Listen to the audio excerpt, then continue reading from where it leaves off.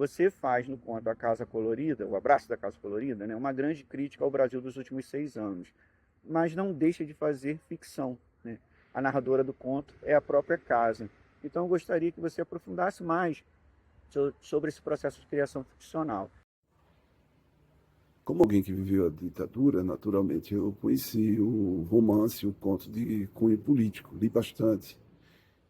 Então, a gente olhando lá para trás, a gente vê que o texto de cunho político que sobreviveu foi aquele em que se trabalhou a forma, em que, em vez de se partir para denúncias, se permaneceu na perspectivação da realidade. Foi isso que eu tentei, entregando o ponto de vista a essa casa.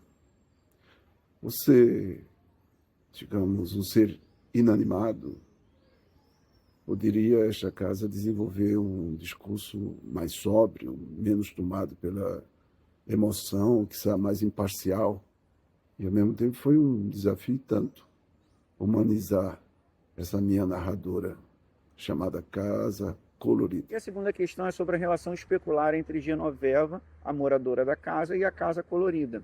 Ambas são perseguidas, né? A casa pela especulação imobiliária, uma vez que ela está num espaço, né, muito valorizado da cidade, e a Genoveva é perseguida por ser artista, por pensar a liberdade de expressão e por não se submeter ao neofascismo que se instaurou no país nos últimos 6 anos, né? E ela, Genoveva, é uma resistente, porque pensa sempre a liberdade dos corpos e da vida. A Genoveva, que é a dona da casa e sua residência, elas têm em comum o alinhamento, né, das lutas políticas. A Genoveva é uma artista, uma pintora saudosa de seu esposo, que faleceu, e a casa, né, é um imóvel.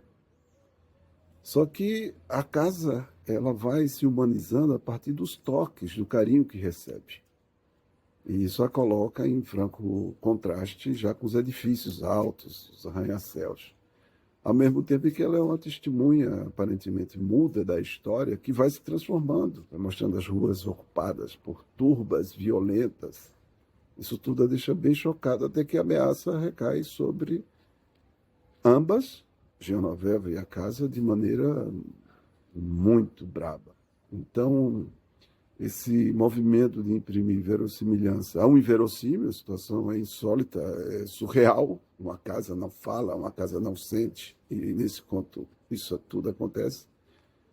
Foi acompanhado de um esforço que eu fiz de imprimir um certo volume, um certo ritmo, mediante a criação de frases que são parágrafos, cada frase um parágrafo. Portanto, cada frase maior do que a anterior. E isso eu fiz programaticamente. O conto é todo feito de frases que são parágrafos inteiros. O parágrafo de abertura, ou a frase de abertura, é: as faces externas de minhas paredes eram pintadas a cada início de outono para me fortalecer contra o período mais úmido do ano. Hora de verde, hora de vermelho, às vezes de azul, frequentemente de amarelo, aqui e ali de rosa ou roxo, mas sempre em tonalidade capaz de ser notada a grande distância, o que suscitava muitas especulações sobre minha única habitante, a pintora Genoveva, a quem muitos atribuíam pendores suspeitos e, assim, discordavam totalmente daqueles que enxergavam as cores fortes e sempre renovadas como capazes de alegrar o mundo, além de provas de resistência frente à presença avassaladora dos edifícios altos, com suas fachadas limitadas às variações do cinza, às quais, na melhor das hipóteses, se somavam toques de branco ou preto.